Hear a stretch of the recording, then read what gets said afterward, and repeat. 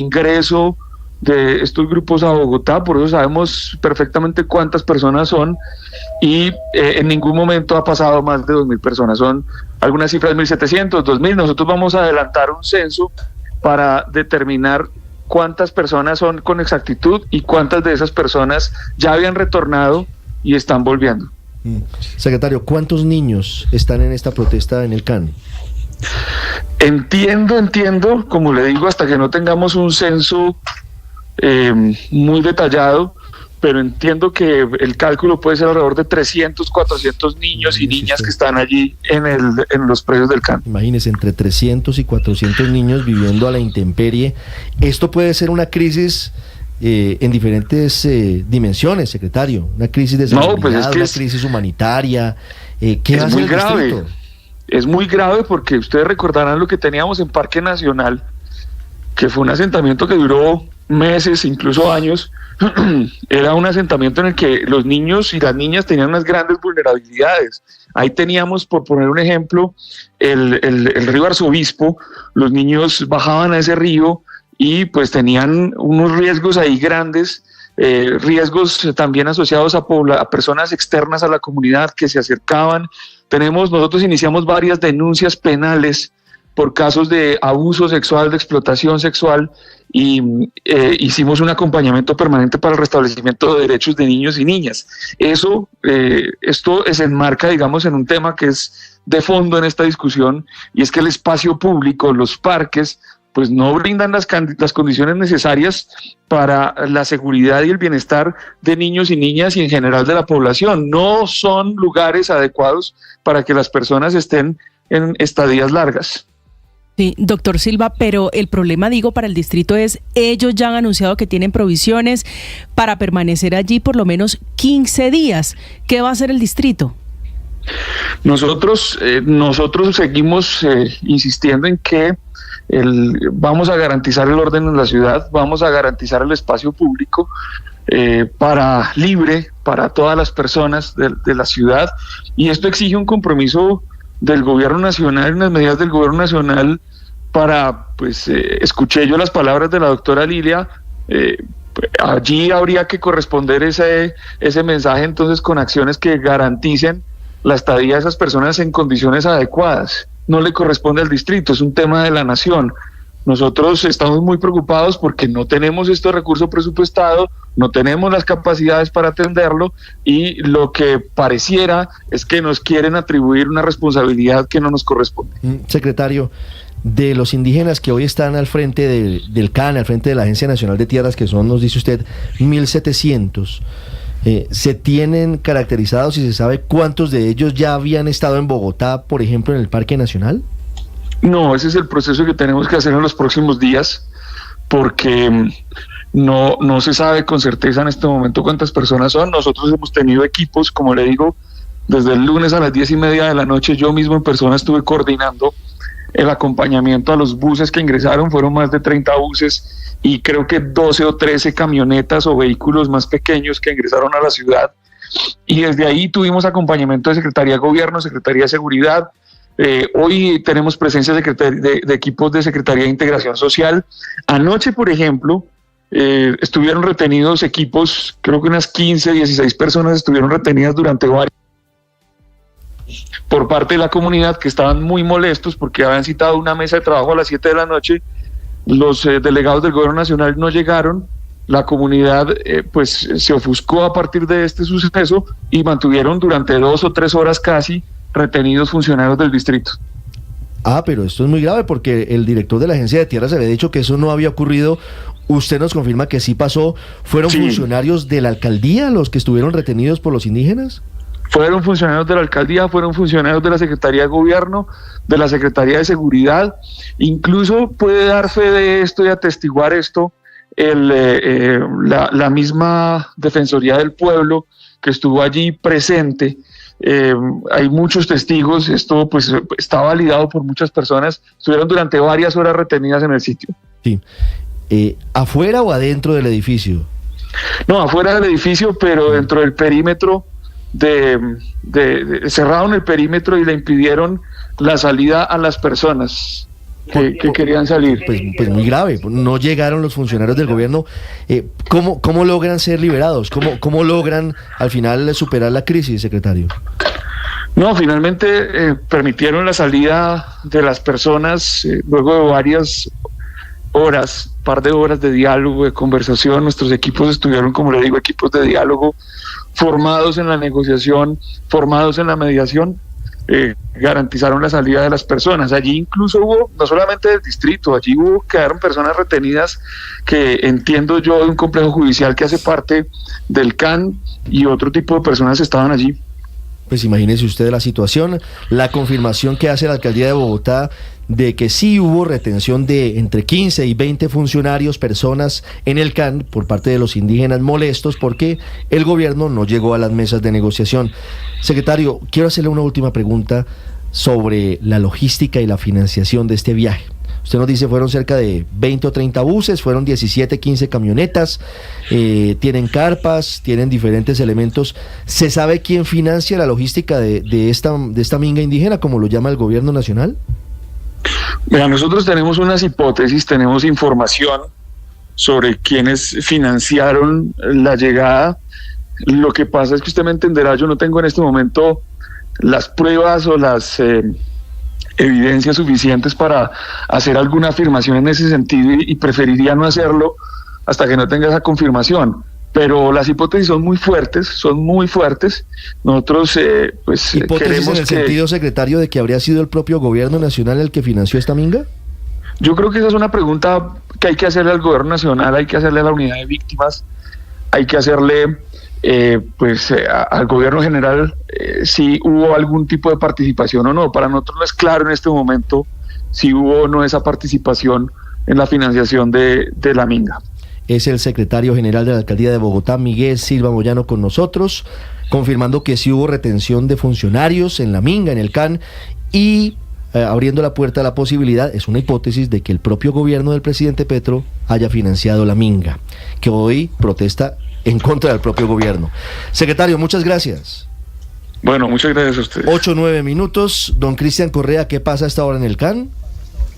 Ricardo, buenos días. Sí, a las 9 de la mañana está estimado que retome la mesa de diálogo entre estas comunidades indígenas, entre las cerca de 1.700 personas que informa el distrito que están asentadas en este punto, que llegaron para reclamar por la supuesta ausencia del gobierno nacional en sus territorios. Estas comunidades estuvieron reunidas durante la tarde de ayer y la noche con la Agencia Nacional de Tierras, una reunión precisamente liderada por Felipe Harman, quien además, como ustedes lo decían hace algunos minutos, desmintió esas versiones que hablaban de un grupo de funcionarios retenidos. Sin embargo, hace algunos minutos el secretario general de la alcaldía pues nos decía que esos funcionarios sí estuvieron reunidos.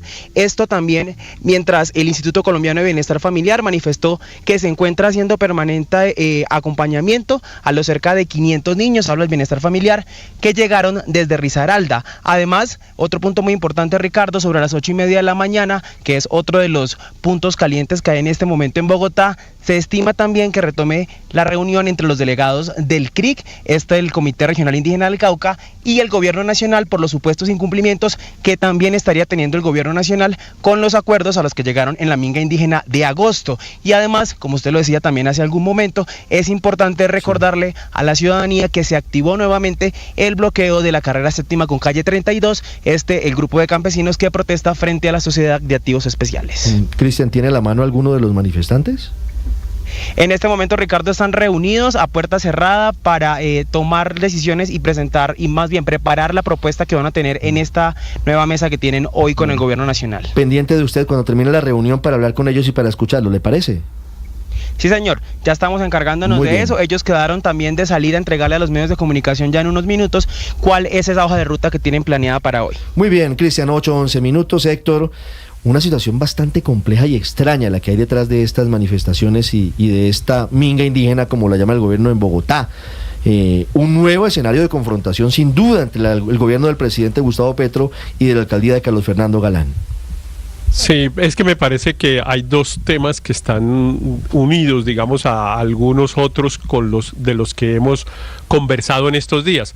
El primero es ese famoso de la distribución de competencias entre el gobierno nacional y los gobiernos territoriales, que subyace en la discusión de la modificación del sistema general de participaciones, de lo que tanto hemos hablado, de lo que tanto vamos a hablar en los próximos días, porque se va a aprobar finalmente en la Cámara.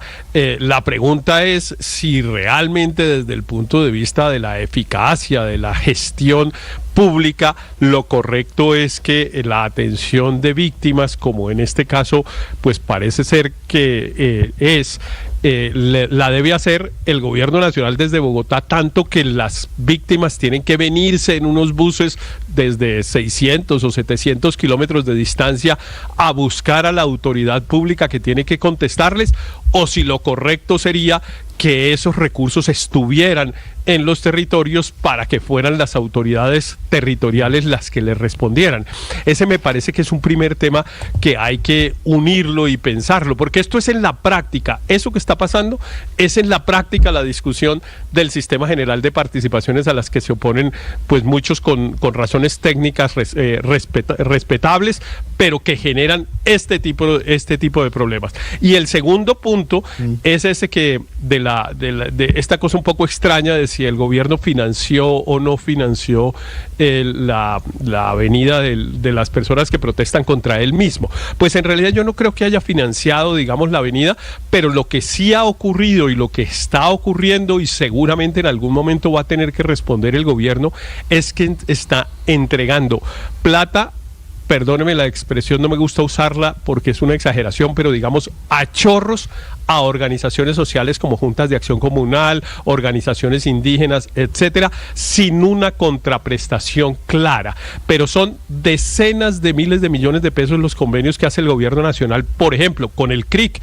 que es aparentemente la organización que está detrás de esta movilización, y cuando usted va y ve qué es lo que tienen que hacer con los miles de millones de pesos que les entregan en un convenio, pues es prácticamente nada. Entonces, claro que de alguna manera este tipo de movilizaciones se están financiando en forma indirecta, Ricardo, por esa vía. Ricardo, muy delicado lo que está planteando, Héctor en el punto 12, en los chorros de plata que están fluyendo hacia organizaciones comunitarias sin ninguna contraprestación. Yo creo que el gobierno debería responder a ese punto que hace Héctor. Eso es evidente. Y Ricardo, claro, es evidente, y la pregunta es si lo financió para darles más recursos acá, arreglar la situación acá y aprovechar que están acá para que salgan en una movilización masiva a favor del gobierno, en respuesta donde el escenario, digamos, donde se mide la popularidad del gobierno para Gustavo Petro es en las calles, en las marchas, en las protestas. Y esto pone a Bogotá en una situación muy complicada de toma de espacios públicos, de lo que vivió Bogotá durante mucho tiempo, no el gobierno de Bogotá, el gobierno local de Bogotá, sino todos los ciudadanos de Bogotá, con el Parque Nacional completamente tomado, destrozado, con violaciones de derechos humanos hacia los niños, hacia las mujeres, los castigos que estaban implementando, que es muy delicado, y que el gobierno de Bogotá fue muy prudente en señalar estos abusos, pero sin una respuesta contundente de parte del gobierno. Y sobre otras protestas, déjeme decirle una cosa más, Ricardo. Casos de maltrato en el Parque Nacional. Y abandono. Exacto. Y déjeme decirle una cosa, estamos hablando de las protestas en general. ¿Sabe cuáles protestas me hacen falta a mí? Dos en particular. No estoy viendo a los estudiantes protestando por la situación del financiamiento y las decisiones que está tomando el gobierno de cerrar el financiamiento es una buena pregunta. Del ICETEX. Es una buena pregunta. Entonces no sé si es que la están planeando, porque supongo que si esto hubiera pasado en otro gobierno, ¿por qué no están protestando Bogotá estaría los estudiantes? incendiada en este momento. Y otra que me hace falta, Ricardo, perdón, termino con esto, es la de las feministas. Las feministas la cogen contra Transmilenio, la cogen contra la infraestructura pública de Bogotá, contra las esculturas, pero parece no importarles la llegada de Armando Benedetti, un maltratador de mujeres, al gobierno nacional. Entonces esa también me está haciendo falta. Buenas Ricardo, preguntas. Andrés, 8, lamentablemente Luis Ernesto. La comunidad en Vera Chamé y en Vera Catío han sido sistemáticamente instrumentalizados por mafiosos, eso hay que decirlo así de claro. Mafiosos que han encontrado en el esquema de trasladarlos a Bogotá para cobrar subsidios, lo hicieron durante la pandemia. Yo tuve que ver cómo varios líderes que, como aquí lo han mencionado, maltrataban a las mujeres, con casos oprobiosos de abuso contra los menores, que ellos se llenaban las manos, digamos, cobraban, digamos, las transferencias que se les hacían y los subsidios que se le dan a las familias, obviamente para mantenerlos en una condición digna de alimentación y demás, y intermediaban esa plata.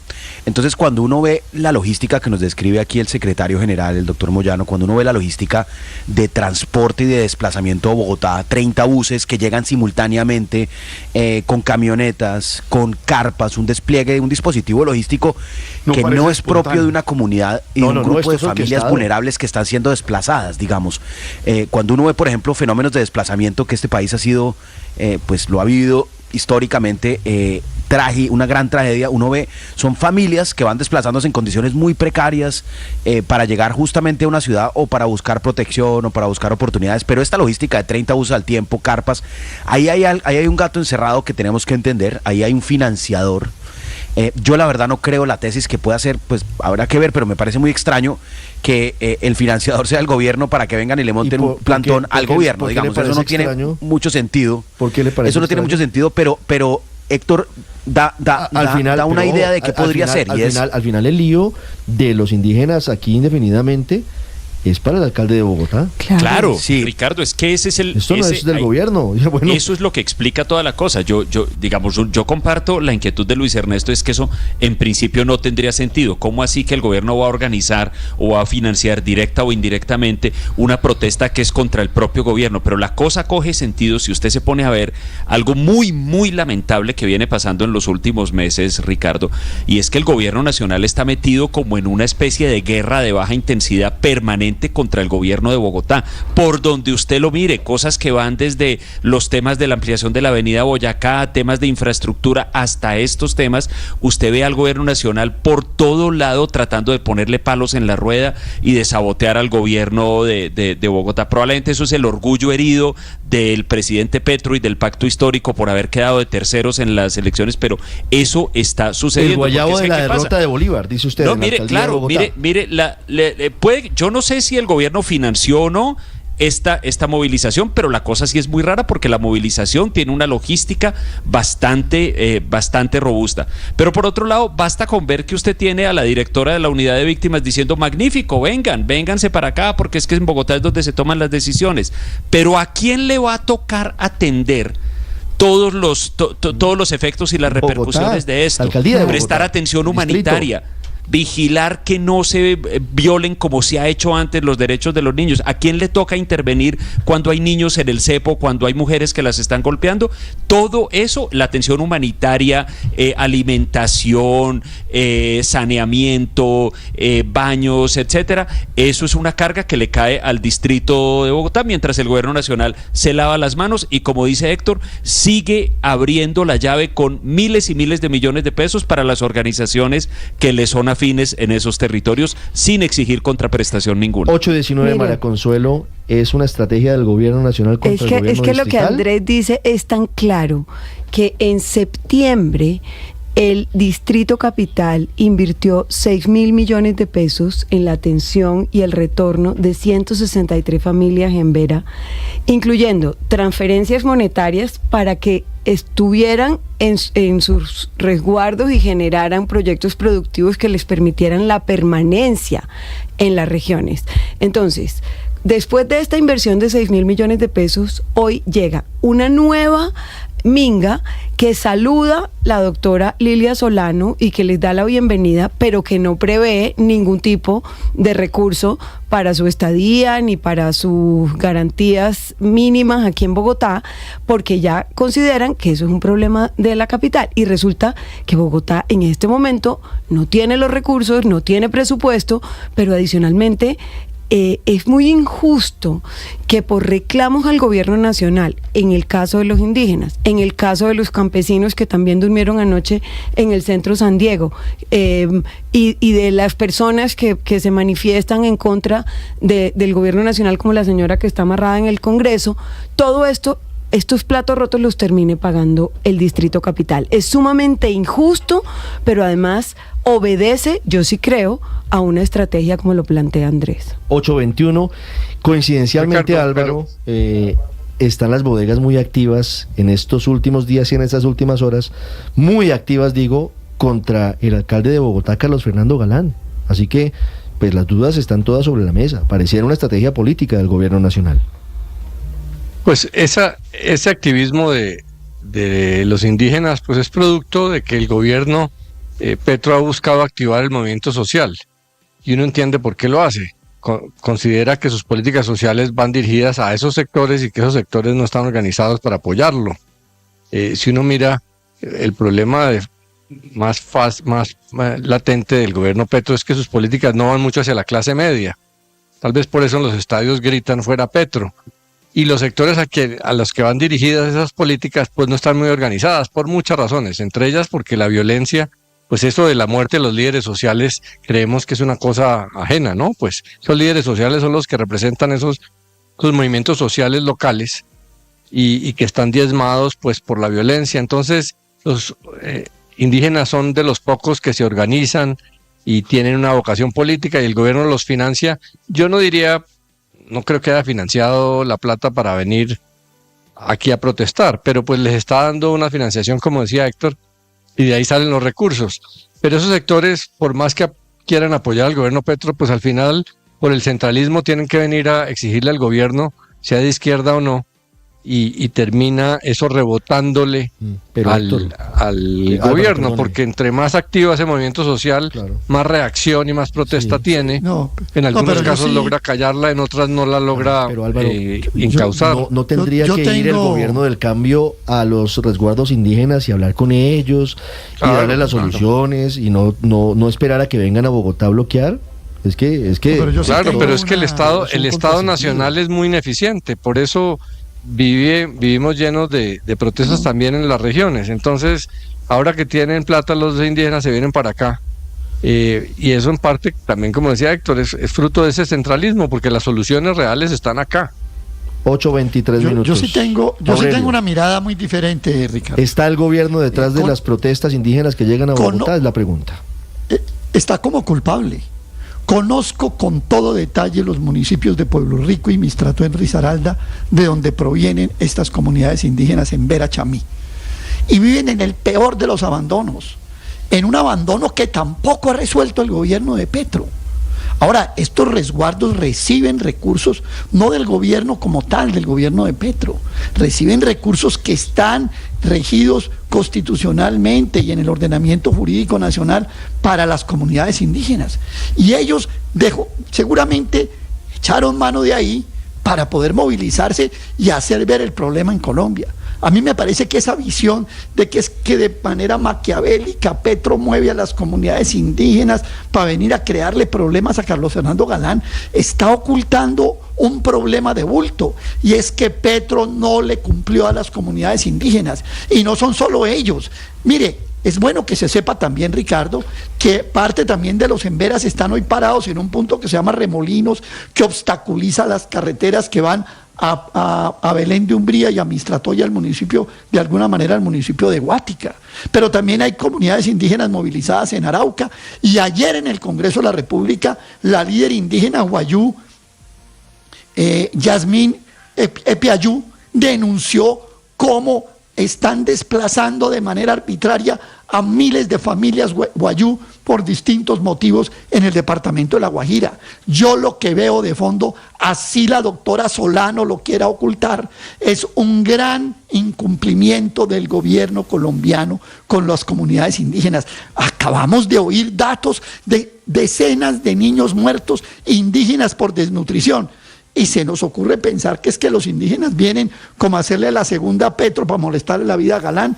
Pues yo respeto ese punto de vista, pero lo que hay de fondo, lo que hay detrás de todo esto, es que el gobierno del cambio tampoco le funciona a las comunidades indígenas. 8:26 minutos, Paola, para finalizar. Ya les voy a contar qué dice el presidente Petro, que sigue desmintiendo lo que nos confirmó aquí el secretario Silva Moyano. Sí hubo retención de funcionarios anoche por parte de los indígenas en el CAN. Me quedo pensando que si lo de Aurelio, digamos, la tesis es cierta y está bien bajarse como esas teorías de la conspiración, que todo es como para dañarle el caminado y el día a día al alcalde Galán, si es que están protestando realmente en contra del gobierno porque el gobierno les queda mal, ¿por qué entonces no protestan al frente de la Casa de Nariño? ¿Por qué no hacer más claro que le están protestando al presidente y no dejar como esta duda de como a quién de pronto será que le están haciendo y le están haciendo reclamos, además justificadísimos, ¿no? Porque efectivamente las muertes de niños, la desatención, el olvido, el Estado que nunca llega. Pero ¿por qué no protestan entonces al frente de la Casa de Nariño y le hacen ruido al presidente para no dejarlo como mínimo dormir? Lo que parece increíble, Paola, más allá de las suspicacias o no, es que nos parezca normal que tengan que venir a Bogotá. Y cuando se discute en el Congreso una reforma a esa distribución de competencias tan absurda, nos rasgamos las vestiduras y decimos que qué horror, que nos van a bajar que la calificación y no sé qué, y que los mercados y que un montón de cosas. Eso que está pasando lleva pasando 200 años en Colombia por culpa del centralismo, solo por culpa del centralismo. Nos parece increíble que ahora tienen que irse incluso hasta la Casa de Nariño. ¿Por qué no llegaron incluso más al centro? Es el reclamo. Claro. ¿Por qué no? Pero es que aquí hay unos temas de tierras y de víctimas que claro que debían poder resolver, pero además debían en el traslado de competencias, que debe discutirse, todo eso deben resolverlo las gobernaciones, las alcaldías. Es el absurdo del centralismo, es lo que está retratado en estas cosas, y nos parece realmente que la discusión es si de pronto es que el gobierno le está haciendo una jugada a Carlos Fernando Galán, o que por qué no van a la Casa de Nariño. No, cambiemos el centralismo, y cuando tenemos oportunidad de cambiarlo, entonces decimos que no, porque los mercados nos castigan. Hay que hacerlo de manera responsable, porque de eso depende que todo el país esté bien en materia financiera. Hay que hacerlo, todo el mundo está de acuerdo, pero hay que hacerlo cumplir los de una acuerdos, forma porque adecuada. La otra cosa es que la gente viene, ellos vienen a reclamar los incumplimientos. Pero en esta discusión, en esta de hoy, yo veo a todo el mundo diciendo sí, que dicen pero que de hay que manera hacerlo responsable. de manera responsable son hipócritas, porque ellos llevan 30 años cambiando lo que la Constitución de 1991 ordenó. Eso lo que son es unos hipócritas. Economistas, a Daniel, que también firmó esa carta. 828. Curiosamente, el presidente Gustavo Petro seguramente nos está escuchando y dice que nosotros, los medios hegemónicos tradicionales, como nos dice de manera peyorativa, señalamos de secuestradores a los indígenas. El presidente Petro de pronto no está informado de lo que aquí confirmó el secretario general de la alcaldía, y es que sí hubo retención de 15 funcionarios anoche porque no llegaron los ministros de su despacho.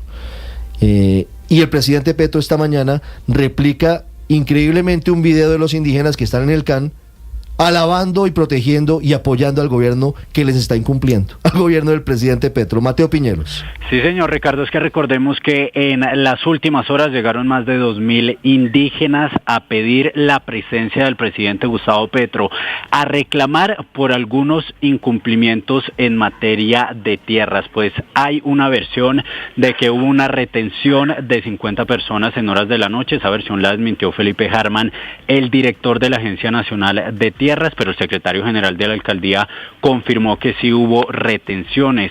Responde el presidente Gustavo Petro a toda esta polémica.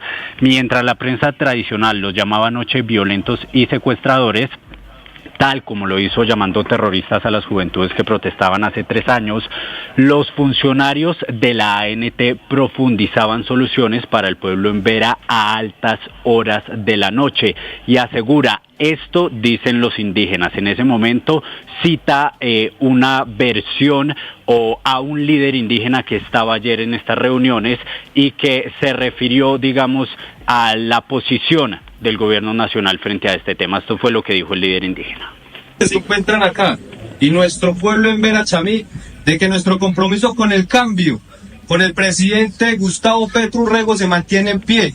Una fuerza de lucha que nos ha unido a través de la historia y que últimamente no nos habíamos sentido tan bien representados como ahorita en cabeza de su señor gobierno y su gente que realmente a través de sus ministerios y sus agencias nos han ayudado a salir realmente de esa oscuridad en la cual nosotros antes solamente veíamos la muerte y la sangre de nuestra gente. Por ende, reafirmamos nuestro compromiso con el presidente Petro como pueblo en Vera Chamí, y les decimos a toda Colombia: no más a esos canales de desinformación que solamente nos quieren ver mitigados y oprimidos realmente, y quieren seguir realmente con esa misma línea de historia de sangre. Reafirmamos nuestro compromiso. ¡Guarda! ¡Guarda, guarda! Ricardo, recordemos además, pues llama la atención que justamente son los mismos líderes indígenas los que habían avisado que llegaban a Bogotá a hacerle algunos reclamos al gobierno nacional por incumplimientos. Y le recuerdo el trino de Felipe Harman que publicó a altas horas de la noche sobre esta situación que se presentó en el marco de la reunión. No existe ni existió retención de funcionarios.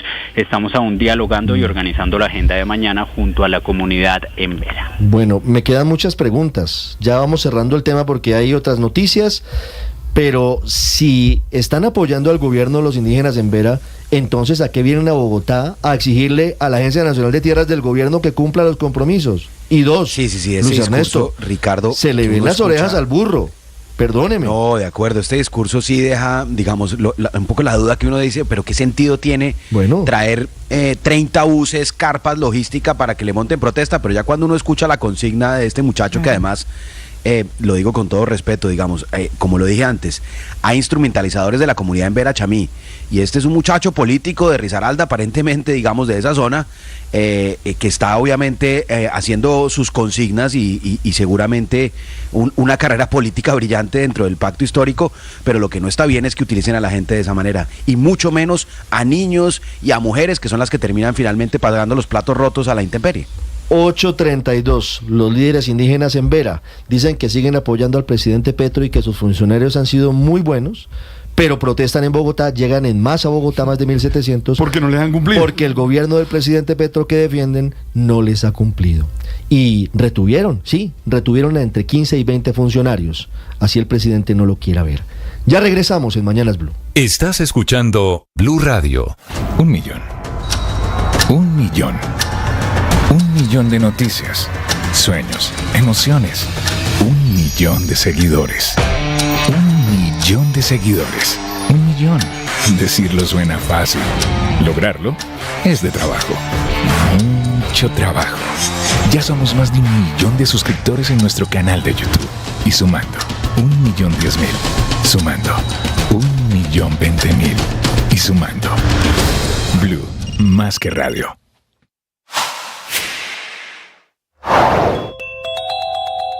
Se está metiendo la Contraloría en la crisis financiera del ICETEX. Esa entidad ha confirmado, después de analizar las cifras, pero sobre todo los casos de los estudiantes que están a la deriva, que hay por lo menos 300.000 muchachos que se quedarán sin semestre porque el gobierno decidió desfinanciar esa entidad que prestaba la plata para la educación. Por ejemplo, un reciente informe de la Contraloría dice que solo en Bogotá 4.000 estudiantes quedarán sin la plata del ICETEX y por lo tanto no podrán iniciar sus estudios en el primer semestre del próximo año, de 2025, que en la práctica es una limitación al derecho de educación superior. Y este no es el único problema, el no poder pagar el semestre. Tiene razón la Contraloría en advertir que también se suspenderán los pagos para la manutención de los estudiantes. Y ojo, porque la Contraloría encontró que la cartera vencida del ICETEX se incrementó 20 veces más que la de un banco privado, que la de la banca, esa que quiere el presidente, sea la regla para que el ICETEX se vuelva un banco.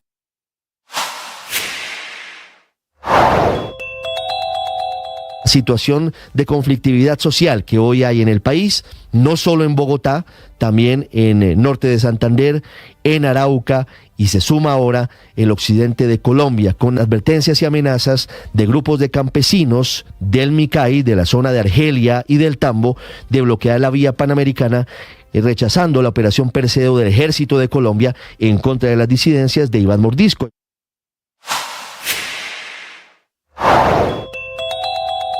Comunidades de Argelia y el Tambo Cauca llegaron anoche en 35 buses a la ciudad de Popayán con el propósito de ser escuchados por el gobierno nacional. Son campesinos que se oponen a la construcción de una represa que, según dicen, afectaría el ecosistema y que también rechazan la operación militar que se mantiene en el cañón del Micay. Se instaló esta mañana una mesa de diálogo con la gobernación del Cauca, pero advierten estos manifestantes que se van a desplazar a la vía panamericana si hoy no llegan a Popayán delegados del gobierno nacional. no bloquearemos la vía hasta no agotar el último recurso. O sea, todo lo hacemos con no afectar a las mismas poblaciones, inclusive nuestras poblaciones. Estamos prestos al diálogo, pero que si el gobierno no nos atiende con la rapidez que se debe atender estos casos, pues nos veremos obligados a tomar algunas vías de hecho. Son más de 1.000 campesinos que permanecen en la capital del Cauca. Los habitantes de Popayán madrugaron a las estaciones de gasolina para abastecer sus vehículos por temor a que en las próximas horas sea bloqueada la vía panamericana.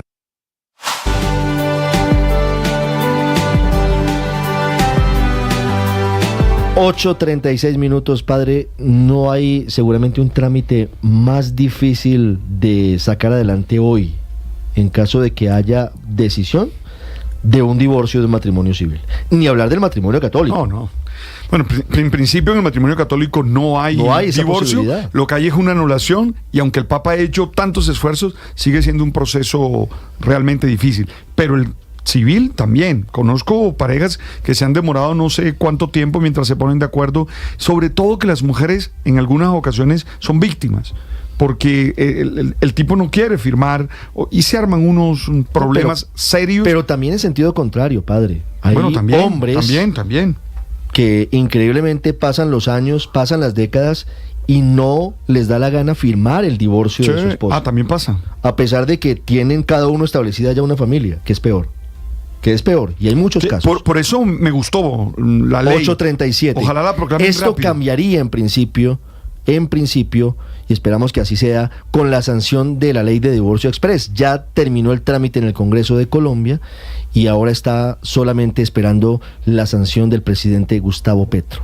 La autora, la líder de esta iniciativa, es la representante de la Cámara, Catherine Miranda, que nos atiende hasta ahora. 8:38, representante Miranda, buenos días. Muy buenos días, Ricardo. Ay, al padre Lineros, que lo quiero tanto, y a toda la mesa. Un saludo especial. Padre, saludo. Saludo, representante, gusto. Representante, ¿qué cambia a partir de ahora con los divorcios de los matrimonios civiles? Bueno, lo que va a cambiar es que incluimos una nueva causal de divorcio en el artículo 154 del Código Civil, y es que por la sola voluntad de cualquiera de los cónyuges se pueda dar el divorcio. Recordemos que actualmente existen 9 causales, dentro de las cuales la mayoría es con un sentimiento de culpabilidad. Está la infidelidad, la violencia intrafamiliar, el uso habitual de drogas, el tema del alcoholismo, etcétera. ¿Qué pasa actualmente? Lo que decía el padre Lineros es completamente cierto, y es cuando usted no se encuentra dentro de una de las causales, a usted le toca esperar 2 años, demostrar 2 años de no convivencia para que se genere el divorcio. Nosotros hemos escuchado, y los oyentes me darán la razón, y es que esa frase que usualmente se repite es: no me quiere dar el divorcio. Creo que lo hemos escuchado en nuestros círculos sociales. Y eso es lo que pasa en la actualidad, que durante esos 2 años de que se tiene que demostrar la no convivencia, la separación de cuerpos, hay un montón de violencia intrafamiliar. En muchos casos, lastimosamente, el hombre se cree dueño de la mujer. Llegamos hasta el punto de feminicidios, y lo que buscamos acá es que, así como la Constitución política reza que el matrimonio es una institución basada en la libertad y en la voluntad de los cónyuges, pues de la misma manera se pueda uno divorciar y terminar el matrimonio. Representante, una vez sea sancionada la ley, ¿cómo se adelantaría el trámite del divorcio solamente con la voluntad de una de las 2 personas integrantes de la pareja? Bueno, una vez uno de los cónyuges determine que no quiere seguir, que se le acabó el amor, tiene que presentar una propuesta de cómo será el tratamiento en términos de bienes, en términos de cómo va a ser el cuidado de los niños, la alimentación, si uno de los cónyuges es vulnerable, cómo va a ser, el tratamiento de alimentos. Todo el procedimiento que se hace en términos de patrimonio, etcétera, va a quedar exactamente igual a como actualmente sucede, como en las 9 causales que están actualmente. Entonces, una vez determina una propuesta, si el otro cónyuge la acepta, se puede hacer a través de notario y ahí se termina el matrimonio. Si el otro cónyuge no está de acuerdo, pues va ante un juez que puede determinar cuál sería la mejor repartición, el cuidado de los niños, etcétera. Esto, le pregunto, representante, y justamente iba a esto, en caso de que el matrimonio, la pareja tenga hijos, ¿también opera o se mantiene como hoy está manejándose el tema? No, también opera.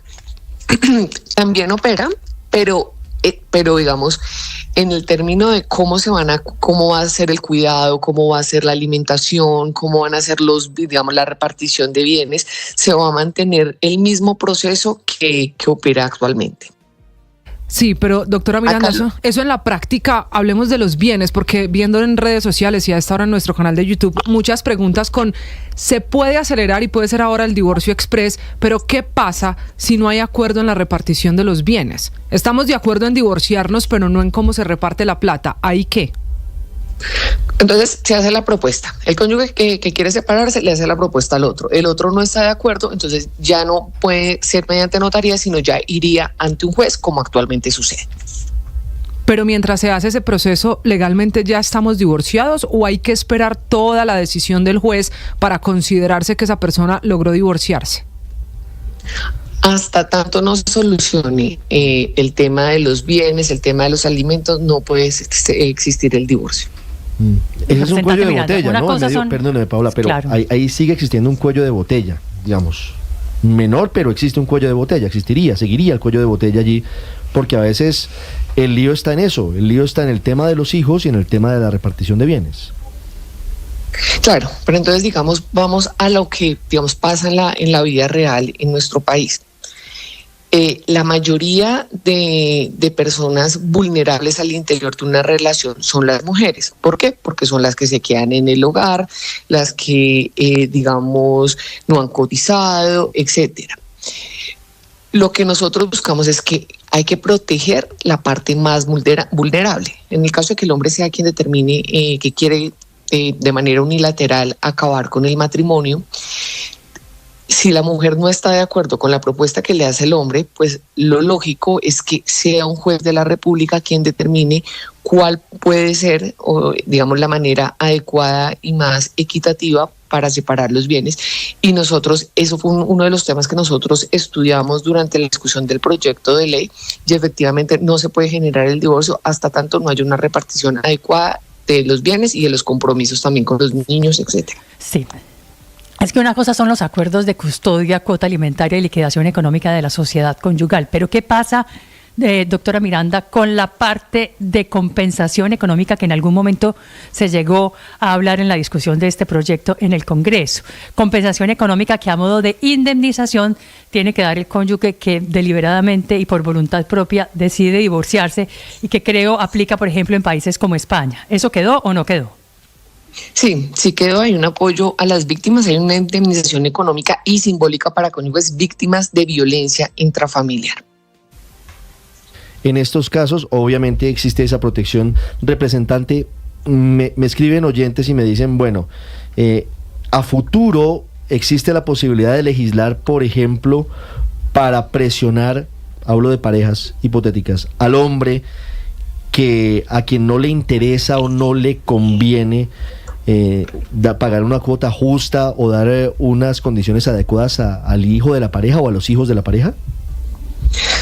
No, yo creo que la legislación termina en demanda muchas veces. Si a la persona no le interesa, pues al final termina en demanda. Sí, pero la legislación colombiana y de hecho la justicia colombiana siempre ha estado muy a favor de las víctimas, ha estado muy a favor de, en este caso, el cónyuge más vulnerable. Entonces, legislar en torno a esa materia creo que es innecesario porque, ya se ha hecho una legislación lo suficientemente fuerte para siempre, un apoyo mayor al cónyuge, más débil. Representante, en el caso de la indemnización por violencia intrafamiliar, ¿cómo queda tasado eso? ¿Quién decide cuánto es la indemnización? El juez de la República. Esto va a jueces al final. Sí. Sí. Doctora Miranda, ¿tiene usted estadísticas, cifras de casos de maltrato intrafamiliar vinculados con casos en los que el hombre decide no dar divorcio a la mujer, por ejemplo?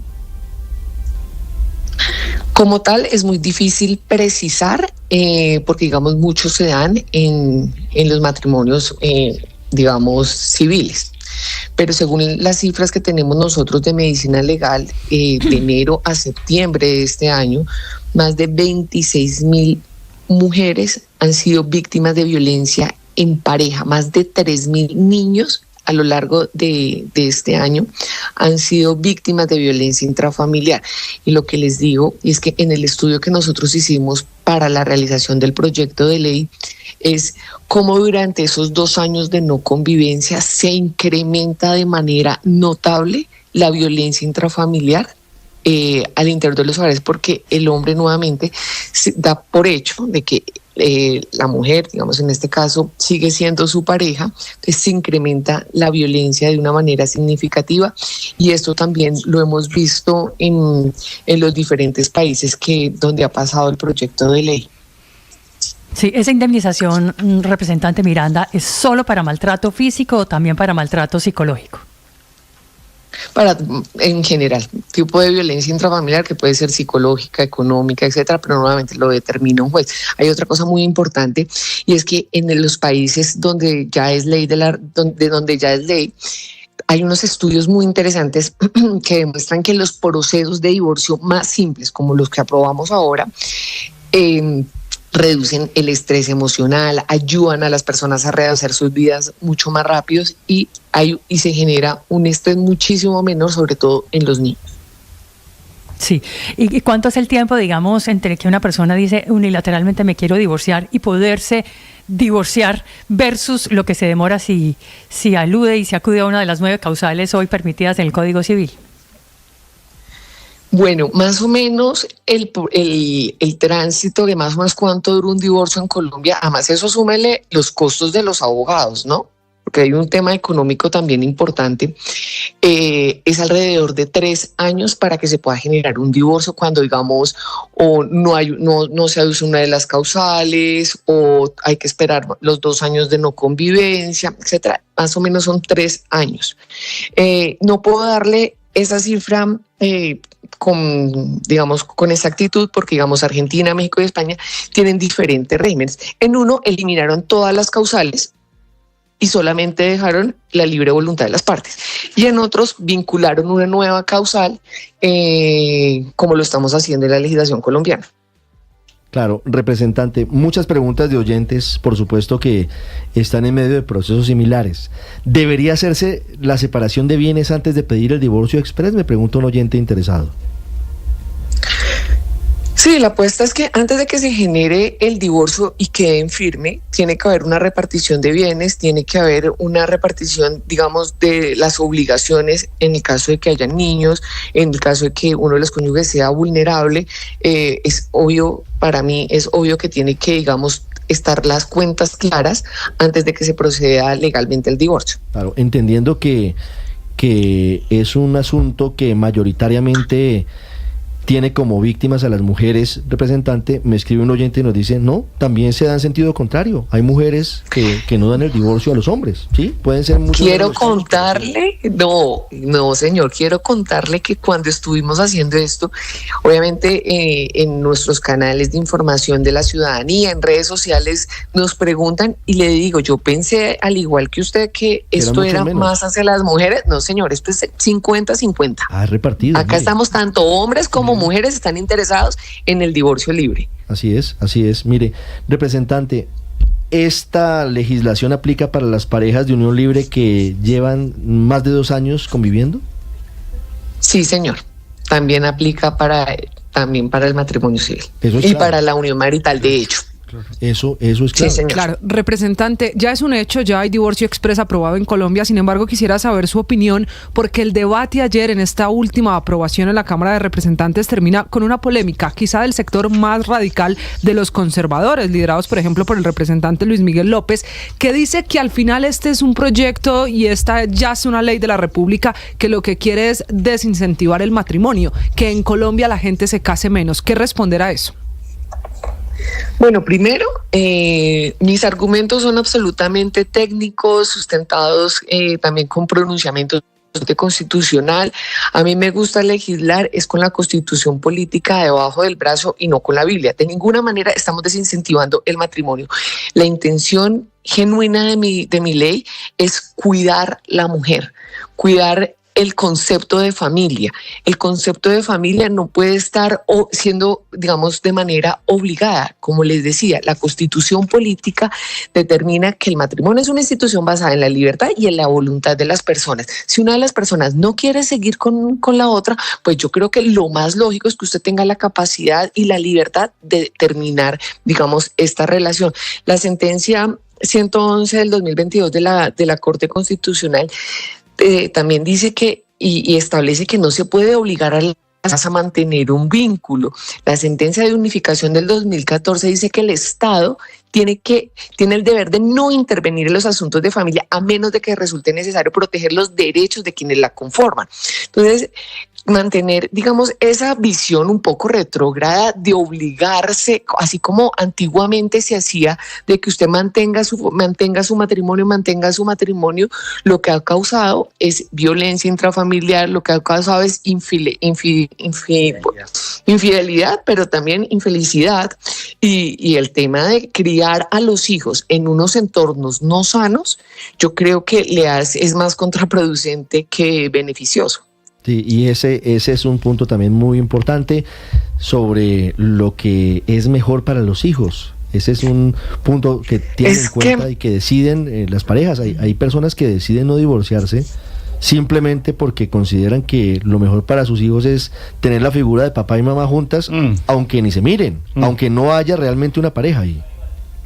Yo sinceramente considero que tenemos que replantearnos cuál es el concepto de familia, y el concepto de familia es donde usted crezca de manera adecuada, donde usted crezca feliz, pleno de sus derechos, y siento que no podemos obligar a que se mantenga un matrimonio simplemente por el concepto de institución, y de hecho mirada desde un tema muy religioso sobre la felicidad de las personas.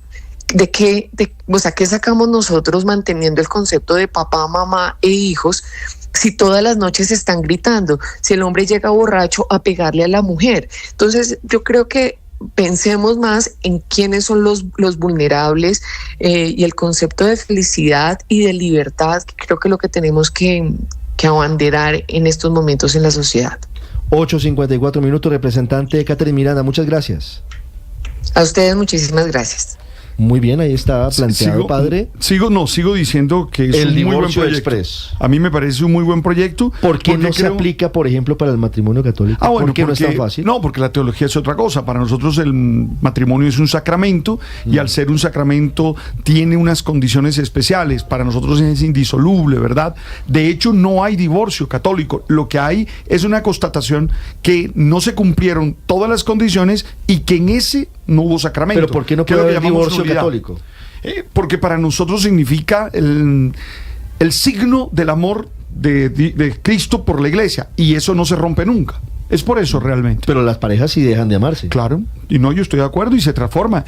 Yo soy de los que creo que el amor siempre puede ser asesinado. A mí me parece que el amor nunca muere. Al amor lo matan. Cierto, al amor lo matan. Es verdad. O lo dejamos morir, que es la misma 8:55 minutos. Pero Ricardo, yo sí creo que escuchando, y digamos, yo no sé, los que estamos casados, yo creo que pocos hicieron la debida diligencia de entender lo complicado que era divorciarse cuando nos casamos. Afortunadamente estoy felizmente casado, pero la verdad, casarse, que es un acto muy fácil, y estoy enamorado, unamos nuestras vidas, y es una decisión fácil y se tramita fácil, bien sea ante una notaría o ante una iglesia, pues debería ser igual de fácil divorciarse, porque de la misma manera, cuando se acaba el amor, o cuando las cosas no salieron como se esperaban, como con cualquier otra sociedad, digamos, puede ser una sociedad de negocios o lo que sea, y a veces las cosas no salen como uno espera, o como las planea, o como quisiera, y debe ser igual de fácil divorciarse. Es que hay de por medio sentimiento, claro, emociones. Ahora, en la iglesia católica no es tan fácil casarse. Pero el ejemplo es malo, Luis Ernesto. El ejemplo de que como cualquier otra sociedad o contrato, si usted quiere conocer a una persona, véala en el proceso de divorcio. Porque los contratos y el matrimonio es un contrato, los contratos no se pueden terminar unilateralmente. O sea, yo no puedo decirle a usted, tengo un contrato de suministro para entregarle cualquier cosa cada semana y un día decirle, ¿sabe qué? Ya no más. No, el contrato tiene un plazo, pero no es que yo esté, esto es para una precisión de que el ejemplo no es bueno, pero no es porque yo esté en desacuerdo de la decisión que tomó el Congreso. Al contrario, me alegra mucho que el Congreso haya tomado esa decisión. Se había presentado varias veces ese proyecto de ley, lo había realmente promovido el ex representante del Valle del Cauca, Juan Fernando Reyes Curi, lo presentó un par de veces en la legislatura anterior y el Congreso lo había negado, y ahora pues me alegra que el Congreso lo apruebe. Y digo me alegra porque realmente me parece que digamos genera una solución a un problema, y las leyes pues ojalá todas tuvieran esa virtud. ¿Y cuál era el problema? Pues el problema de que el tema del divorcio, de dar por terminado el matrimonio, significaba una de dos cosas: o encontrar un culpable de infidelidad, de malos tratos, de adicciones, de en fin, o ponerse de acuerdo. Entonces siempre había pues una posibilidad que desgraciadamente se usaba más de lo, o se usa más de lo que uno quisiera, que es el chantaje. Esa expresión de le doy el divorcio o no le doy el divorcio, que se usa mucho y que es muy rara, es que yo no le doy el divorcio o le doy el divorcio solo si. Eso claramente pues no hay ninguna razón para que un matrimonio que haya llegado a ese punto haya que mantenerlo, y la única manera pues era posibilitar de que, dada una controversia de le doy el divorcio o no le doy el divorcio, en vez de inventarme yo que usted me maltrata o que fue infiel o que pues cualquier otra de las causales, pues más bien digo, mire, es que yo no quiero seguir, y que el juez decida. Y eso me parece que efectivamente resuelve unos problemas familiares que se habían vuelto muy dolorosos. Es una buena noticia, es un trámite que se agiliza para los ciudadanos. Nadie va a dejar de separarse de otro si ya tomó la decisión porque el trámite sea largo o corto, pero sí se le facilita la vida si el trámite es más expedito. O sea, sí, pero hacerlo legalmente. Daniel, claro, por eso yo soy partidaria, felicito este proyecto, me parece que todo lo que le haga la vida a la gente más llevadera, menos ocupada en sacar fotocopias, en poner sellos, en hacer filas, es una maravilla. No, y sobre todo que saque a las mujeres por una puerta ágil, sin trabas de un ciclo de violencia intrafamiliar, de dependencia económica, de maltrato psicológico, de todo tipo de violencia que se vive cuando se está en una relación donde ya no se quiere estar. 859. En donde muchas veces quien genera el maltrato, en muchos casos son los hombres, pero no es exhaustivo, es quien no solo genera el maltrato, sino que no quiere conceder el divorcio. Entonces las mujeres, como decía ahorita María Camila, quedan atrapadas en un círculo donde no se pueden separar, no pueden rehacer su vida con otra pareja o solas, como ellas prefieran, porque las tienen atadas y maltratadas. Entonces yo creo que esta es una buena iniciativa. Yo entiendo el punto de Héctor. Hay una sola cosa que me quedó dudas, porque en estos procesos una cosa es la anulación de los efectos civiles del matrimonio, es decir, que se debe resolver todos los temas de la alimentación, gastos de los hijos, etcétera. Y otro documento aparte, Héctor nos puede confirmar esto, es el documento de separación de bienes. Pero yo entiendo que la anulación de los efectos civiles solo requiere de la definición de si hay menores de edad, de la erogación de los gastos correspondientes a esos menores de edad, educación, salud. Yo creo que la separación de bienes va por otro camino, ¿verdad? Va por otro camino y claro, es otro que es la liquidación, la liquidación de la sociedad conyugal. La liquidación de la sociedad, la parte económica. Claro. Dicen ustedes, los abogados. Claro, eso es otro. Incluso ocurre muchas veces que la gente, por ejemplo, se divorcia y no liquida la sociedad conyugal, y eso después genera unos líos. Pues genera unos líos, por ejemplo, en los temas bueno, se constituye una nueva pareja y entonces hay otra sociedad patrimonial y aparentemente hay dos sociedades patrimoniales que conviven. Cuando alguno de la pareja muere, por ejemplo, para los temas, para los temas de la sustitución pensional, ese tipo de cosas. Pero mire, yo creo que realmente, pues lo que voy a decir es poco atrevido, pero lo voy a decir. Pues es que yo creo que... Atrévase. Varios, María Camila, Daniel. Yo siempre me atrevo y no siempre me va bien, pero María Camila y Daniel dijeron que esto liberaba a las mujeres. La verdad, lo que yo puedo decir en la práctica, digamos, cuando conozco este tipo de casos, es que en la mayoría de los casos, cuando se usa un poco ese chantaje de le doy el divorcio o no le doy el divorcio, lo usa la mujer. Claro. Cuando ha sido víctima de una infidelidad, por ejemplo, y el hombre consigue una novia y va a establecer una pareja estable con esa nueva pareja, etcétera, la mujer suele usar